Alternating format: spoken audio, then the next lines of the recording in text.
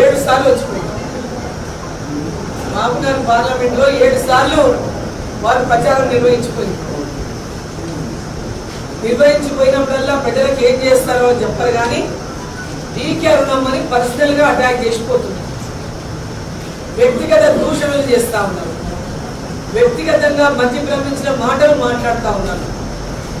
ఒక మహిళ అనేటటువంటి స్పృహ కూడా లేకుండా ఈరోజు మహిళలకు గౌరవం ఇవ్వాల్సినటువంటి అవసరం లేదు అనేటటువంటి తీరులో ఈరోజు రాష్ట్ర ముఖ్యమంత్రి రేవంత్ రెడ్డి గారు ఈరోజు వారు వచ్చినప్పుడల్లా మీటింగ్లలో సభలలో పెద్ద పెద్ద సభలలో ఏర్పాటు చేసుకుని ఆ సభల్లో రావడం, వాళ్ళు ఏ మాట ఇచ్చిండ్రో ఏం చేసిండ్రో చెప్పండి అని నేను అడుగుతుంటే దానికి జవాబు చెప్పకుండా డీకే అరుణ మీద అవాకులు జవాకులు మాట్లాడుకుంటూ మర్యాద లేకుండా మాట్లాడి ఈరోజు డీకే అరుణను ఒక అవమానం చేస్తే, డీకే అరుణను అవమానకరంగా మాట్లాడితే వాళ్ళ విలువ పెరుగుతుందని వాళ్ళు అనుకుంటున్నట్టున్నారు.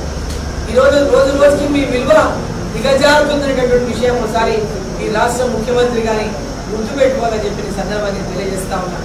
నా రక్తం ఏ రంగు ఉందో ప్రశ్నిస్తారు. అరుణమ్మ రక్తం గురించి మాట్లాడతాను.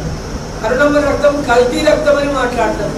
అంటే కల్తీ రక్తం అంటే అర్థమేం చెప్తారా కొంచెం రేవంత్ రెడ్డి గారు? మీ పార్టీ అభ్యర్థికి మీరు ఇదే నేర్పించిందా? మీ సోనియా గాంధీ మీకు ఇదే నేర్పించిందా? మహిళల గురించి ఈ విధంగానే పడమని చెప్పిందా? కల్తీ రక్తం అనడానికి మీ ఉద్దేశం ఏంటి? ఎవరిది కల్తీ రక్తం? ఎవరి గురించి మీరు మాట్లాడుతున్నారు? ఈరోజు ఎందుకు మీకు దిగి అర్థమని చూస్తే అంత కడుపుమంటా? మీరు ఏమి జిల్లాకు చేయలేదని చెప్తే మీకు వచ్చినటువంటి బాధ ఏంటి? మీరు చెయ్యని మాట వాస్తవమే కదా.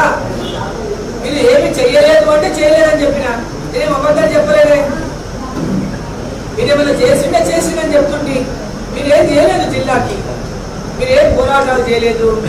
ఎప్పుడు ఎవరి పక్షాన నిలబడలేదు. రైతుల ఎంబడి లేరు, ప్రజల ఎంబడి లేరు, నిరుద్యోగుల ఎంబడి లేరు.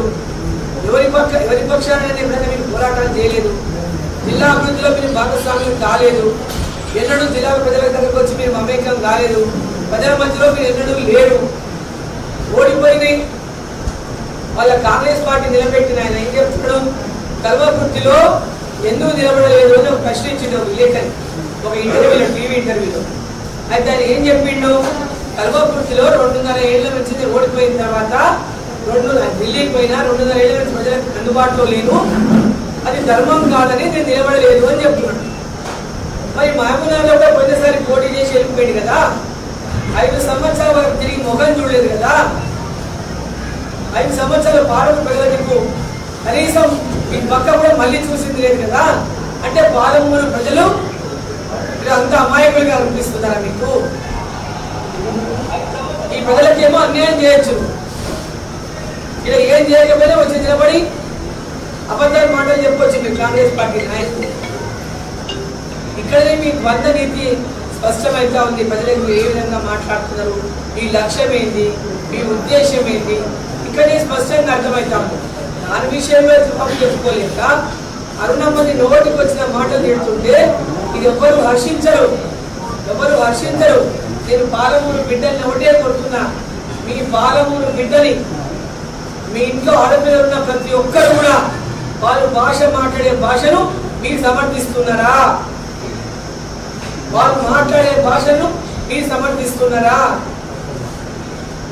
వాళ్ళు ఏమేమి మాట్లాడిందో అవన్నీ వీడియో రూపంలో మీ ముందుకు పంపిస్తాం.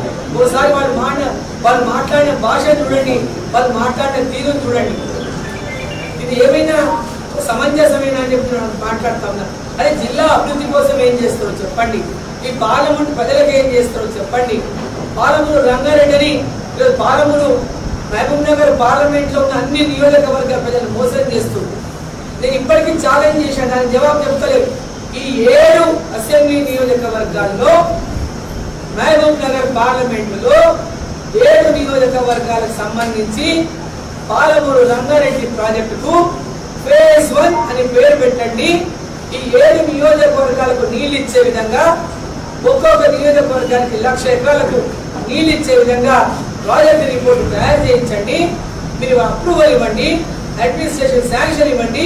డీకే అరుణమ్మ తప్పకుండా వీరికి నరేంద్ర మోదీ గారి దగ్గర మాట్లాడి ఈ జిల్లాకు పాలమూరు రంగారెడ్డికి ఈ మహబూబ్ నగర్ పార్లమెంట్ కు నిధులు ఇప్పిస్తానని చెప్పి ఈ మీడియా ద్వారా ఈ మహబూబ్ నగర్ పార్లమెంట్ లో ఉన్న మక్తల్, నారాయణపేట్, కొడంగల్, షాద్ నగర్, దేవరకద్ర, జడ్చర్ల, మహబూబ్ నగర్ ప్రాంతంలో ఉన్నటువంటి రైతాంగానికి అంతా కూడా నేను ఈ సందర్భంగా మాట ఇస్తున్నా.